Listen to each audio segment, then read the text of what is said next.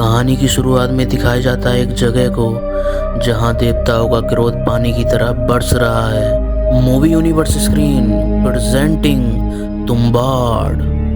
कहानी की शुरुआत में हमें एक बड़ी हवेली को दिखाया जाता है जिसमें केवल एक बूढ़ा मालिक होता है। वहीं दूसरी ओर एक लेडी और दो बच्चों को दिखाया जाता है जो दूर कहीं एक घर में रहते हैं, और ये लेडी और कोई नहीं बल्कि उस बूढ़े मालिक की पत्नी और दो बच्चे होते हैं। इनका एक छोटे से घर में रहने की एक वजह होती है, और वो वजह एक बुढ़िया होती है जिसे हर रोज शाम को खाना खिलाना होता है। इन दोनों बच्चे खेल रहे होते हैं जिसमें से एक की दीवार से गिर जाने के कारण मौत हो जाती है। उनकी माँ जल्दी से वैद्य के पास उसे लेकर जा रही होती है। वहीं दूसरी ओर दूसरे लड़के यानी विनायक को दिखाया जाता है जिससे उसकी माँ कहती है कि मुझे आने में देर होगी, आज तुझे ही बुढ़िया को खाना खिलाना होगा।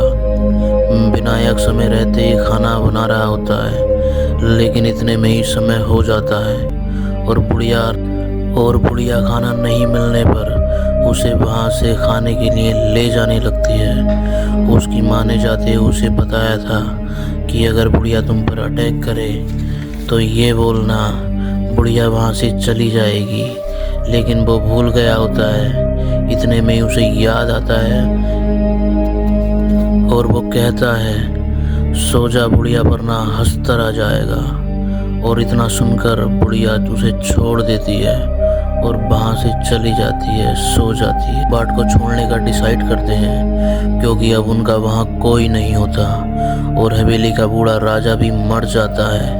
लेकिन मरने से पहले वो लेडी उसे हवेली के खजाने के बारे में पूछती है, लेकिन वो उसे खजाने के बारे में कुछ नहीं बताता और कहता है मुद्रा कमानी पड़ती है। उसके बाद दोनों माँ और बेटे तुम्बाड़ छोड़कर चले जाते हैं। 15 साल बाद हमें दिखाया जाता है कि एक आदमी फिर से तुम्बाड़ आता है, और वो कोई और नहीं बल्कि उसका दूसरा लड़का विनायक होता है जिसे खजाने का लालच तुम्बाड़ आते ही वो अपने घर जाता है जिसकी हालत बहुत बुरी हो चुकी होती है। दरअसल वो जानता है कि खजाने के बारे में बुढ़िया जानती है, इसलिए वो वहाँ जाता है। लेकिन वो वहाँ देखता है कि बुढ़िया की हालत बहुत बुरी हो चुकी है।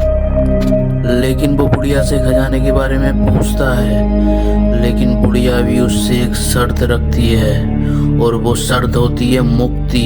नायक ऐसा ही करता है, जाने से पहले उसे मुक्ति देकर जाता है।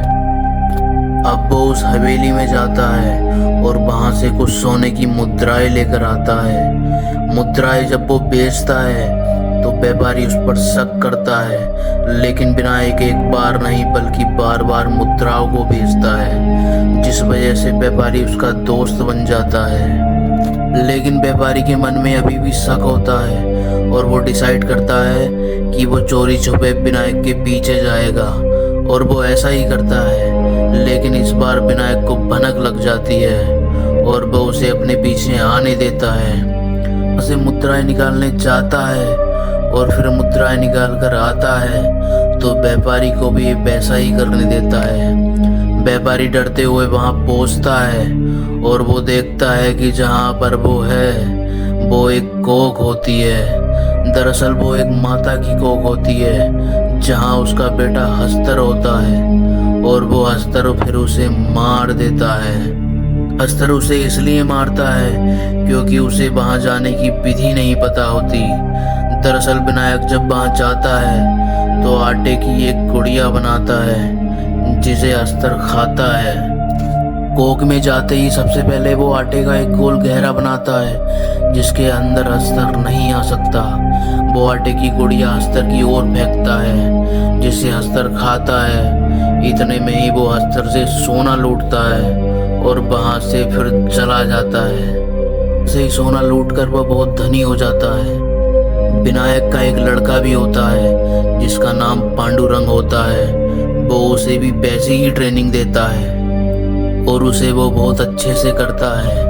लेकिन जब उसकी मुद्राएं खत्म हो जाती हैं तो वो डिसाइड करता है कि पांडुरंग को भी वो वहां लेकर जाएगा, और दोनों ऐसा ही करते हैं। वो इस बार दोनों जाते हैं और वहाँ से बहुत सारी मुद्राएं लेकर आते हैं। लेकिन कुछ दिनों बाद पांडुरंग के दिमाग का लालच बढ़ जाता है और वो सोचता है क्यों ना हम हस्तर को खिलाने के लिए एक की बजाय कई सारी कुड़ियाँ लेकर जाएं, जिससे हस्तर खाएगा, जिससे हम बहुत सारा धन एक बार में ही वहाँ से लेकर आ जाएंगे।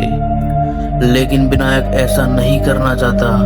वो जानता है ऐसा करने में कहीं ना कहीं दिक्कत आ सकती है, लेकिन जल्द ही वो भी मान जाता है। वो दोनों फिर से एक बार तुम्बाड़ जाने का डिसाइड करते हैं और इस बार ठीक वो वैसा ही करते हैं जैसा उन्होंने प्लान बनाया था। इस बार वो एक की बजाय कई आटे की गुड़िया लेकर जाते हैं और जैसे ही वो अंदर पहुंचते हैं तो आटे की गुड़िया को देखकर इस बार एक नहीं बल्कि कई हस्तर उनके सामने आ जाते हैं। अब विनायक पूरी तरह से डर जाता है क्योंकि वो एक ही हस्तर को धोखा दे सकता था।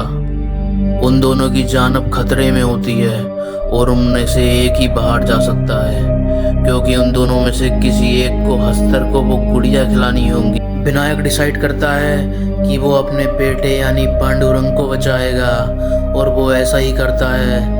कुछ समय बाद दिखाया जाता है कि पांडुरंग बाहर आकर रो रहा होता है। इतने में ही विनायक भी वहाँ आ जाता है, लेकिन वो अब साबित होता है क्योंकि हस्तर जिसे काट लेता है वो आदमी साबित हो जाता है और उसकी तब तक मृत्यु नहीं होती जब तक उसे कोई मुक्ति ना दे दे।